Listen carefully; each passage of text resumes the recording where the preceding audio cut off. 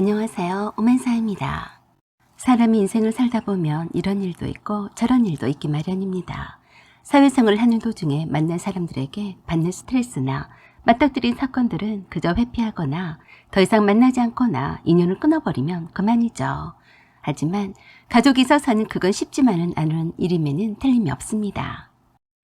그래서 뭐니 해도 내게 가장 가까운 사람에게 받는 상처는 쉽사리 치유되기도 쉽지가 않다고 생각해요.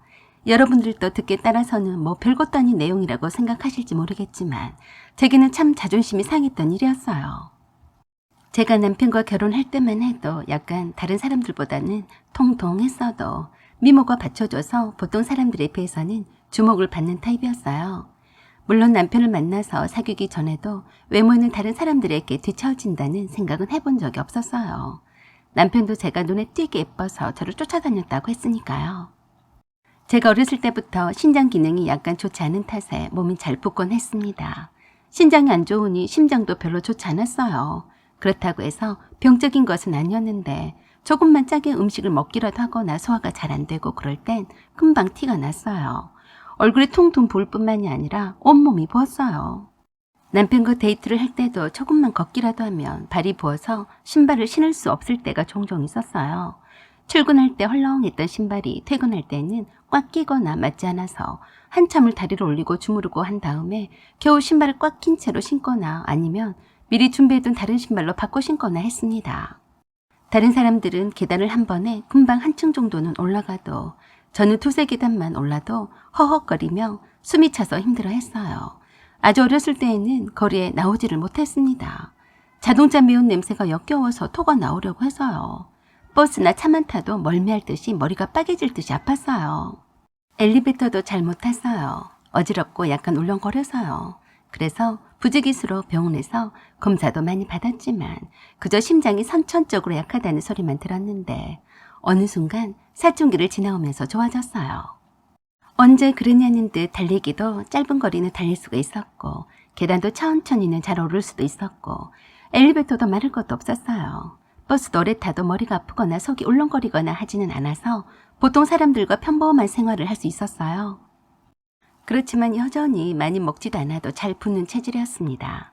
하루 종일 아무것도 먹지 않으면 부기는 빠졌어요. 하지만 매일 아무것도 안 먹고 살 수는 없었던 터라 엄청 소식을 했어도 조금만 피곤해도 오후만 되면 붓는 것은 여전했어요. 그래서 속사정을 모른 남들 눈에는 제가 늘 통통해 보였을 겁니다. 남편은 결혼 전에 제 몸 상태를 잘 알고 있어서 항상 걱정이 많았었지만 결혼 후에는 어느 순간에 잊었나 보더라고요. 물론 제가 결혼 후에 관리를 잘 못한 탓도 있었겠지만 체중이 많이 늘었어요. 하루에도 2kg나 3kg의 체중 변화가 왔다 갔다 했었는데 결혼 후로는 체중이 계속해서 증가 추세였어요. 그걸 두고 신우이는 매번 저를 볼 때마다 그랬어요. 언니, 왜 이렇게 달덩이 같아? 우리 오빠가 그렇게 잘해줘요? 언니는 얼굴이 완전히 폈네. 우리 오빠는 갈수록 살이 빠지는데. 언니, 살이 더 쪘네. 임신했어요? 누가 보면 임신한 줄 알겠네요. 신우이뿐만이 아니었어요. 시댁 식구들도 이구동성으로 저를 볼 때마다 살이 쪘다고 난리였어요. 그것도 한두 번 들어도 스트레스인데 매주마다 놀러오는 신우이가 하는 그 소리에 노이로제가 걸리겠더라고요. 사실 결혼한 후로는 체중 조절이 쉽지가 않았어요. 결혼 전에는 무조건 소식을 하거나 굶거나 해서 몸매 관리를 해왔었는데 결혼 후에는 무조건 먹지 않는 것만으로는 회사 일을 하랴 집안일을 하랴 직접 밥 차려서 먹으랴 쉽지가 않더라고요. 남편 밥을 챙겨주면서 함께 먹는 습관을 하다 보니 좀 더 먹게 된 것뿐인데 남편은 저보다 많이 먹어도 살이 찌지 않았고 저만 눈에 띄게 쪘어요. 남편도 처음에는 시댁 식구들에게 그랬어요. 재영이가 원래 잘 붓는 체질이야. 신장이 조금 안 좋아서 그래. 그러자 시댁 식구들이 그걸 두고 말들이 많았습니다. 특히 시어머니가 그러셨어요. 뭐? 신장이 안 좋다고? 붓는 건 다 핑계다. 많이 먹으니까 살이 찐 거지 부은 건 아니지. 신장이 안 좋으면 되겠니? 임신을 어떻게 한단 말이냐. 저도 상당히 스트레스였어요. 먹는 것을 극도로 주의를 하다 보니 신경도 예민해지고 날카로워졌습니다. 주말만 되면 더 심해졌어요. 신우이가 시도 때도 없이 찾아오고 놀러가자고 연락을 해왔거든요. 신우이는 그때 당시에 결혼할 남자친구도 있었는데 굳이 저와 남편과 함께 어울리기를 좋아했어요. 그날도 신우이가 2박 3일로 남쪽에 있는 섬 여행을 가자고 하더라고요. 말이 좋아 섬 여행이지 등산과 트레킹이었어요. 배를 타고 섬을 둘러보면서 산에도 오르고 경치도 구경하는 그런 여행이어서 함께 가자고 하더라고요. 이미 남편과 말을 맞췄는지 어쨌는지 남편도 가자고 했습니다. 그래서 제가 그랬어요. 자기도 알잖아. 내가 산에 잘 못 오르는 거. 가고 싶으면 나 빼고 다녀와. 뭘 그러냐? 자꾸 운동을 해야지. 너도 좋아질 거 아니냐? 네 몸을 봐. 얼마나 살이 쪘는지. 내가 그동안 말을 하지 않았지만 순실이한테 창피해 죽는 줄 알았다. 뭐? 내가 창피해? 그래. 넌 갈수록 살이 찌고 있잖아. 반대로 나는 갈수록 살이 빠지고 있고 엄마가 오죽하면 나한테 그러시더라. 너 장가를 가서 마누라한테 밥도 못 얻어먹고 사냐고. 나도 아니라고 했지만 솔직히 네가 갈수록 몸이 좋아지고 얼굴이 후덕해지는 것은 할 말이 없더라. 남편의 솔직한 말을 듣고 있자니 제 머리에 김이 모락모락 피어오르는 느낌이었어요. 순실이도 그러더라. 언니도 운동 좀 시키라고 말이야. 그렇게 이쁘더니 그 얼굴이 다 사라졌다면서 창피하지도 않냐고 그랬어. 그 말에 열불이 났습니다. 뭐? 창피하지도 않냐고? 내가 웬만하면 말을 하지 않으려고 했는데 다른 사람들 보기가 나도 창피하다. 살 좀 빼라고 했냐 안 했냐? 그래서 저도 그랬습니다. 그래, 나도 살이 쉽게 찌는데 쉽게 빠지지는 않고 나도 힘들어. 너도 알다시피 내가 돼지처럼 많이 먹기를 하니? 잘 안 빠지는 걸 어떻게 해? 그랬더니 남편이 더 열불난 소리를 했어요. 야, 내 동생이랑 우리 엄마한테 그렇게 말했더니 뭐라고 한 줄 아냐? 다들 그렇게 핑계만 댄다고 하더라. 살찌는 게 많이 먹고 게을러서 그런 거지. 다른 이유가 있겠냐고 그랬어. 나도 그 말에는 할 말이 없더라. 그러니까 운동 삼아서 섬이나 쭉 돌다가 오자. 너나 잘난 네 동생과 다녀와라. 내가 또 산에도 잘 못 오르고 헐떡거리면 또 그럴 거 아니냐. 살이 쪄서 그런 거라면 또 얼마나 이러쿵 저러쿵 내게 스트레스를 주려고 그래. 날씬한 사람들끼리 잘 다녀와. 커플끼리 가는데 네가 안 가면 내가 뭐하러 거기 꼽살이 끼냐? 나도 안 가. 그랬더니 그날 저녁에 여지없이 신우이가 집으로 찾아왔어요. 언니, 오빠한테 주말에 여행을 안 간다고 했다면서요? 그래요. 나 빼고 다녀와요. 오빠가 언니가 안 가면 안 간대요. 이미 배표도 예약했어. 언니는 움직여야 돼요. 다 언니 생각해서 가는 거라고요. 뭐요? 나 생각해서 간다고 했어요? 그래요. 언니는 내가 볼 때마다 얼굴이 더 커져만 가는데 모르겠어요? 오빠도 얼마나 스트레스를 받는데 그래요. 오빠가 오죽하면 그러겠어요? 저렇게 뚱뚱하고 못생긴 여자를 어디다 마누라라고 내놓고 다니겠냐고. 언니 그러다가 우리 오빠한테 이혼당해요. 듣자 하니까 별 뚱딴지 같은 소리를 다 하더라고요. 그 말에 제가 폭발했습니다. 아가씨, 오빠가 진짜로 그렇게 말했다고요?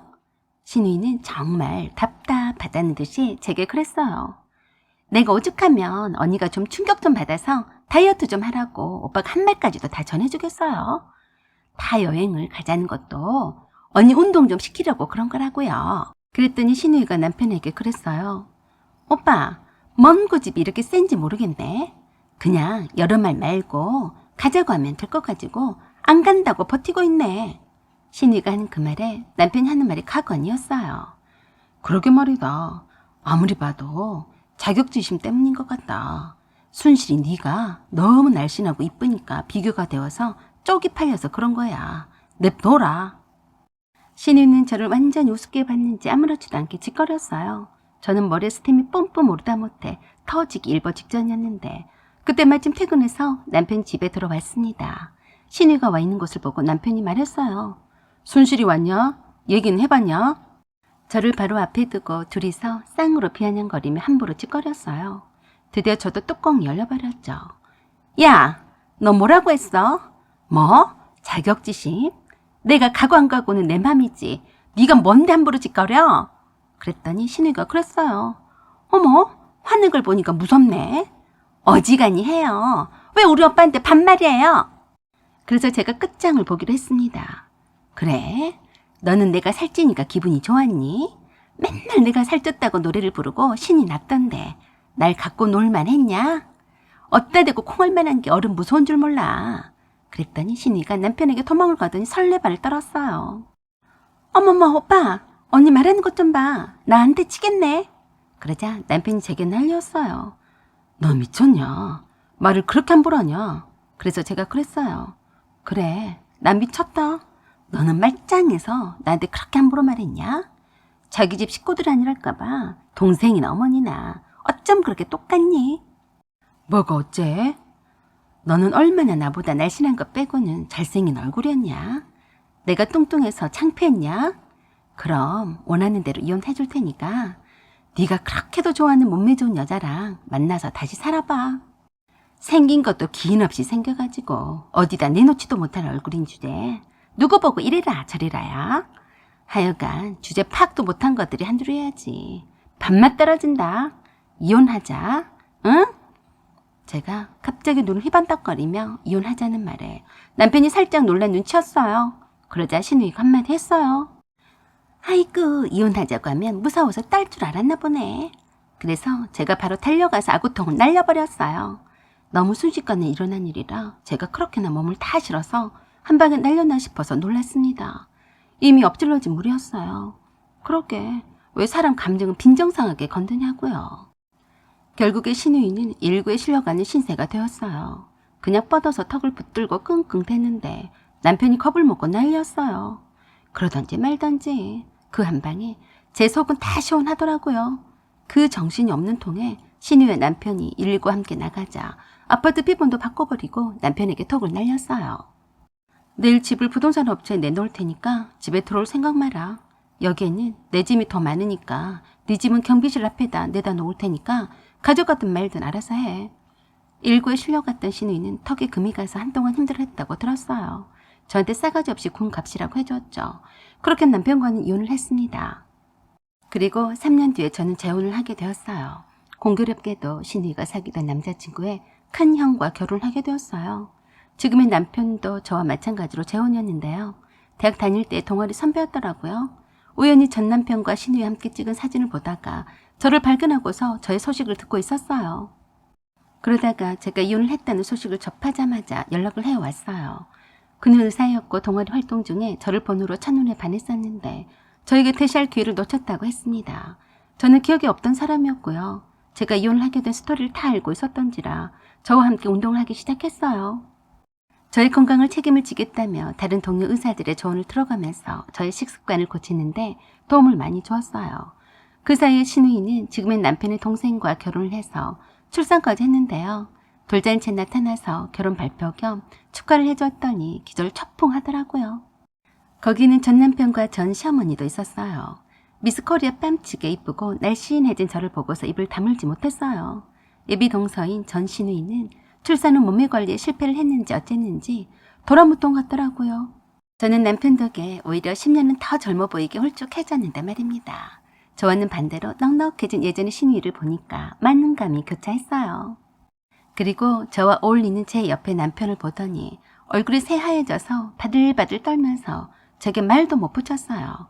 이렇게 좋은 날이 올 줄이야 저도 알았겠어요. 참 세상은 오래 두고 살아볼 만하다고 생각했습니다.